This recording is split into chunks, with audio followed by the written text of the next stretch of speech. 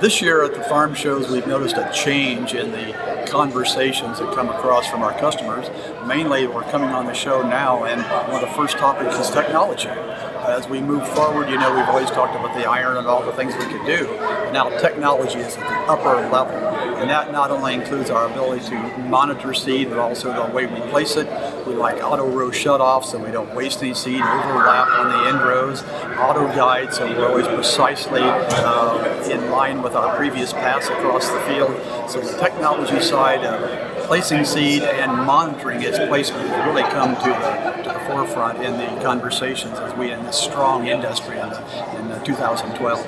This is being driven by our commodity prices. We've got a good, strong commodity price, and as the commodity prices come up, we now have the means to support newer technology to utilize the funds for these higher inputs that we're experiencing, not only in seed and fertilizer and chemical, but of course the machinery costs too.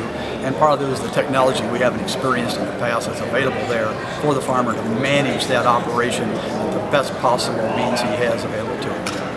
Well, there's a couple of different items that keep floating to the surface, and a lot of it's weather related. The areas that were real wet last year are talking a lot about compaction and things of that sort and how to deal with it, both from a tillage and planting standpoint. And then in the more drier areas and things of that sort, there's a lot of talk about driving or systems that, GPS systems that help guide their equipment in optimizing the use of the planter and tillage in the field. Well, as he looks at it, most of the planters from the manufacturers are pretty sophisticated and can provide an extensive amount of information and mapping capabilities within the planter monitor itself.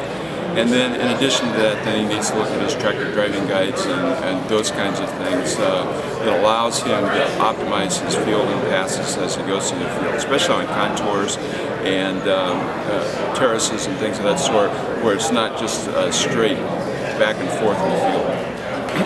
Well, I think there's probably, the industry's really changing, and it'll be kind of a lockstep, I think, with the seed corn companies and the seed companies, and equipment manufacturers.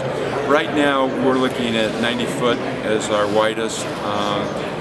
There's an outside chance that it's going to get slightly larger than that, but I think maybe the next phase is going to be really high speed and looking at trying to lighten the unit and going faster to cover more acres.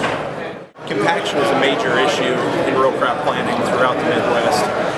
And a way that we've worked with that at Kinsey Manufacturing, on the 3600 and 3660 planters, we have hydraulic weight transfer, which helps alleviate that problem by transferring weight from the center section of the planter out to the wings.